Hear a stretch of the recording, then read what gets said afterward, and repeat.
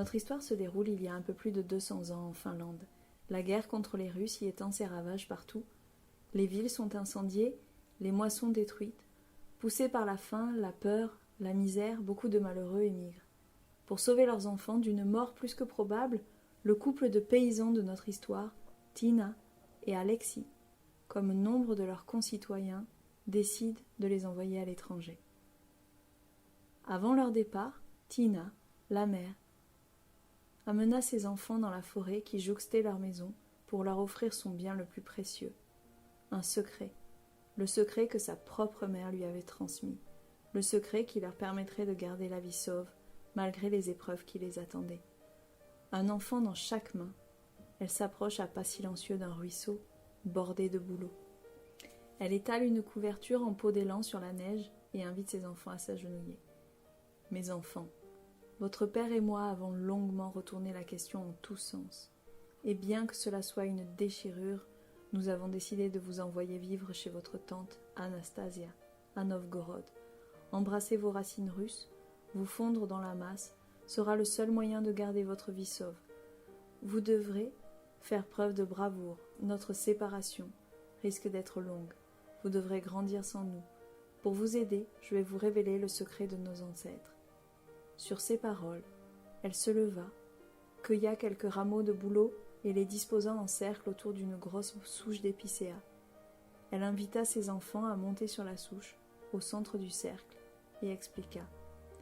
Le bouleau est l'ami des hommes. C'est grâce à lui que les forces célestes descendent sur la terre pour diffuser leur énergie bienfaitrice. Et c'est également lui qui permet de communiquer avec les esprits bienveillants de la nature. Pour les invoquer, vous devez reproduire ce rituel, disposer des branches en cercle autour d'une souche de belle taille.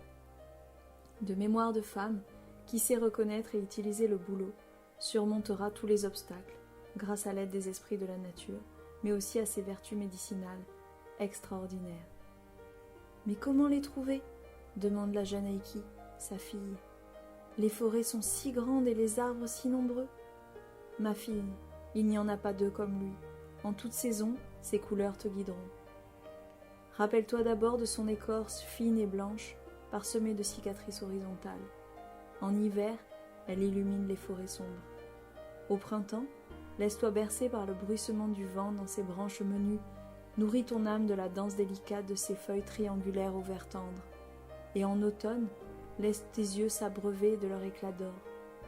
Cet arbre, mon enfant, est un arbre de lumière.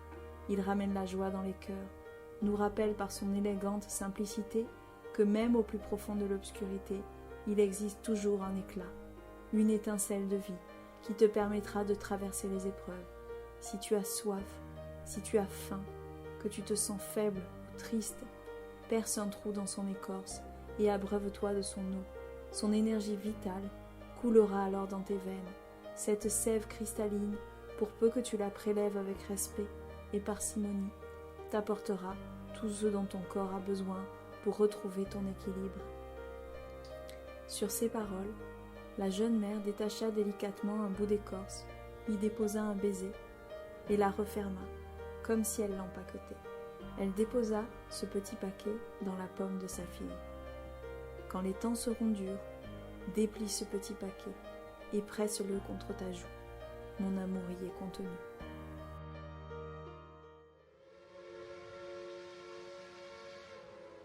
Eiki et son jeune frère Anatoly, dès le lendemain, montèrent dans un train et regardèrent défiler les paysages boisés pendant 3 jours et 3 nuits.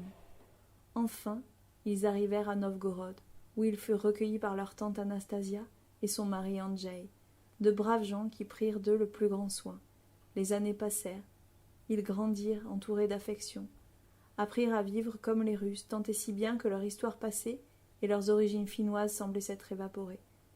Mais malgré cette vie heureuse, un creux persistait au fond de leur cœur.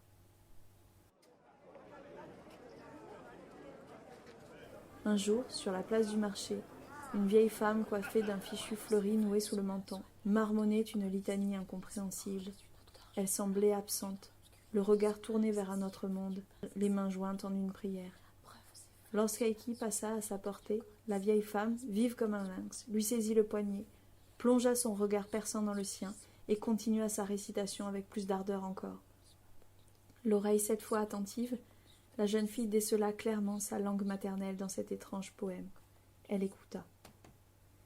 Il est là, à l'orée de la forêt, si puissant dans son apparente fragilité, l'arbre lumineux, le cheval de l'esprit, souffrant de nos tribulations et pourtant prêt au sacrifice suprême. Son écorce est la lumière, dans la noire période il resplendit quand tout est caché, face à la tristesse il annonce le renouveau. Une de ses branches est une torche pour l'homme perdu dans l'obscurité.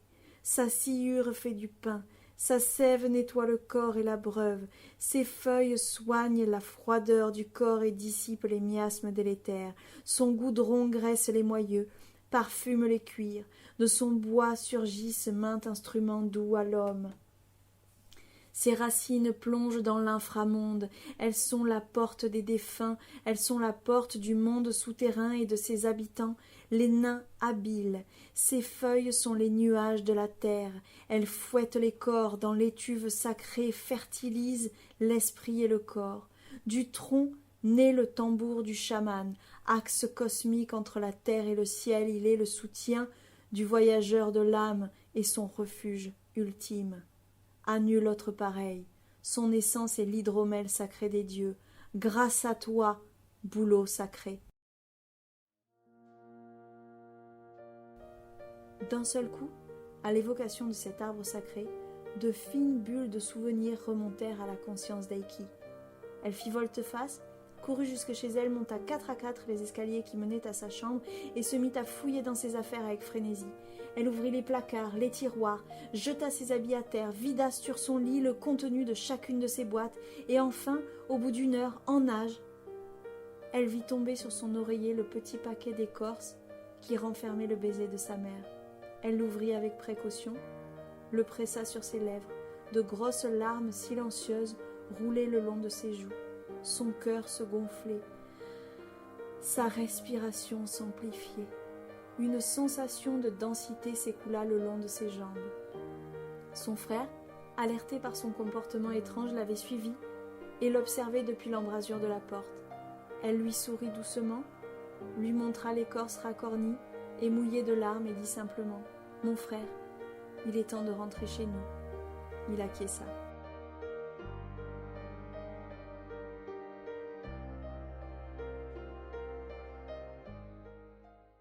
Les jeunes gens découvrirent que la paix était rétablie en Finlande depuis plusieurs années et que ceux qui le désiraient pouvaient y rentrer. Ils partirent sans bruit, un soir, alors que la ville dormait. La lune brillait, la nuit était splendide. Ils marchèrent et marchèrent encore. Un jour, ils se retrouvèrent à un carrefour et ne surent quelle route prendre. Eiki, prise d'une intuition soudaine, se saisit de la main de son frère et le conduisit hors du sentier battu. Ils se retrouvèrent dans une forêt, et comme leur mère jadis, elle préleva délicatement quelques rameaux de bouleau, les disposa en cercle autour d'une souche d'épicéa, et s'y assit. Son frère la rejoignit.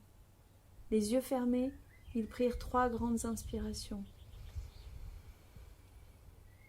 et demandèrent de l'aide aux esprits de la nature. Une sorte de clarté lumineuse émana alors des troncs blancs autour d'eux. Une profonde confiance inonda leur cœur. « Laissez-vous guider par votre intuition, » entendirent-ils. « Nous veillons sur vous. » De retour au carrefour, 2 petits oiseaux se mirent à chanter sur la route de gauche. « C'est par ici, » dit Anatolie. « Ces oiseaux nous montrent la voie. » Ils poursuivirent leur route, guidés par les oiseaux qui voletaient devant eux de branche en branche. Ils se nourrissaient de baies sauvages, s'abreuvaient aux sources fraîches et se reposaient la nuit sur des lits de mousse.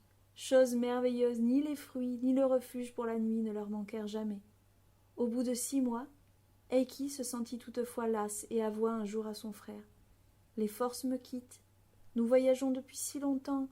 Je sens le désespoir s'emparer de mon cœur. » Abattus, ils s'arrêtèrent afin de se reposer sur un rocher, les pensées sombres et les pieds douloureux. Le printemps livrait ses premiers éclats, la neige fondue avait laissé place à un tapis d'herbes tendres. Autour d'eux, comme dans toute cette région du monde, d'innombrables bouleaux se dressaient fiers et droits. Soudain, sans réfléchir, mû par l'instinct, Eiki se saisit du couteau rangé dans sa besace et entailla profondément l'écorce blanche d'un arbre d'une 50aine d'années.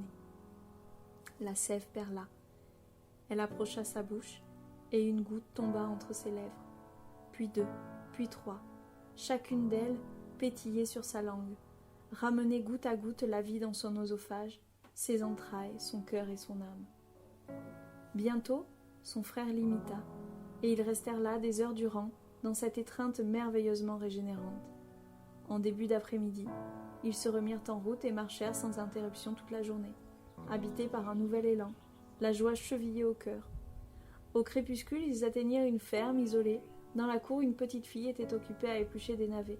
« Voudrais-tu nous donner un de tes navets » demandèrent les enfants. « Bien volontiers, » répondit la petite. À ces mots, Anatolie battit des mains et se jeta au cou de la petite fille en l'embrassant et en pleurant de joie. « Pourquoi es-tu si content » demanda Eki. « Cet enfant parle la même langue que parlaient nos parents. Maintenant, nous pouvons nous mettre à la recherche du boulot et de l'étoile. Nous sommes enfin en Finlande. » Ils entrèrent dans la maison où ils furent bien reçus. On leur demanda d'où ils venaient. Le jeune garçon prit la parole. « Nous venons de très loin et nous voulons retrouver notre foyer. Mais nous ne savons qu'une seule chose, c'est que devant notre maison, il y a 3 bouleaux où les oiseaux chantent à l'aurore et où une étoile brille le soir à travers le feuillage. »« Pauvre enfant !» fut la réponse. « Il y a sur la terre des centaines de bouleaux et au ciel des milliers d'étoiles.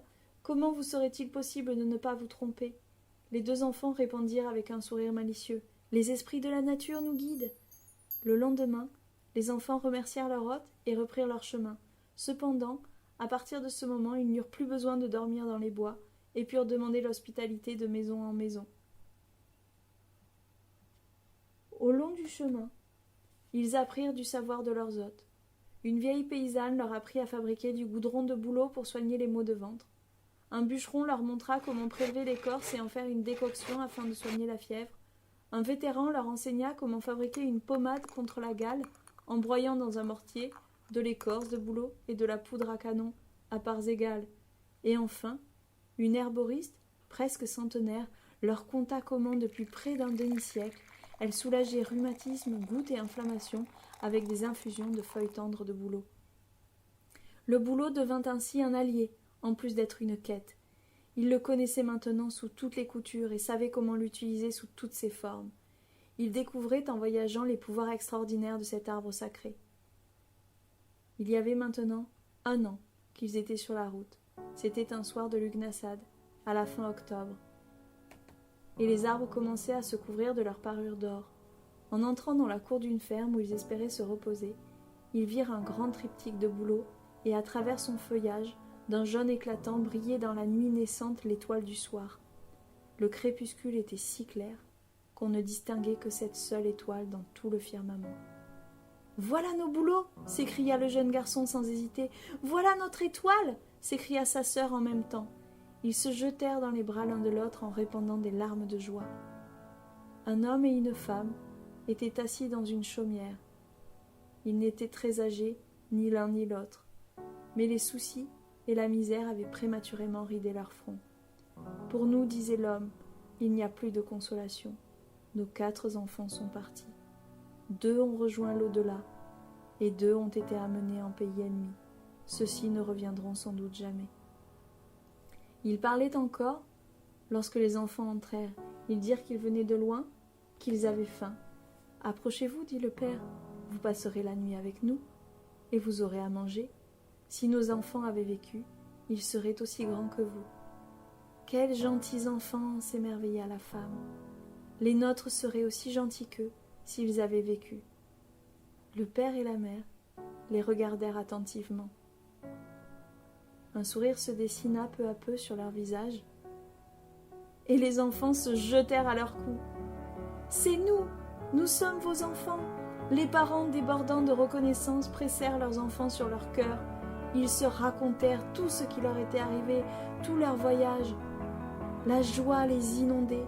Le père se réjouissait de retrouver son fils grand et si bien charpenté. La mère caressait les cheveux noirs de sa fille et couvrait de baisers ses joues fraîches. Elle s'extasia devant son regard déterminé et sa constitution solide. « Je pensais bien, dit-elle, qu'il arriverait quelque chose d'heureux aujourd'hui. Des oiseaux inconnus sont venus chanter de joyeuses chansons dans notre bouleau ce matin. Je les connais, Karionaiki, ce sont les 2 oiseaux qui nous ont conduits jusqu'ici. Les esprits de la nature leur ont donné pour tâche de nous guider. Les mêmes esprits qui, dans les plaines désertes, ont pris soin d'apaiser notre faim et nous ont protégés pendant notre sommeil. Ils ont aplani toutes les difficultés devant nous, jusqu'à ce qu'il nous ait dit « Voici votre boulot, voici votre étoile, voici la terre de vos racines. Maman, tu avais raison, les bouleaux sont des arbres magiques. »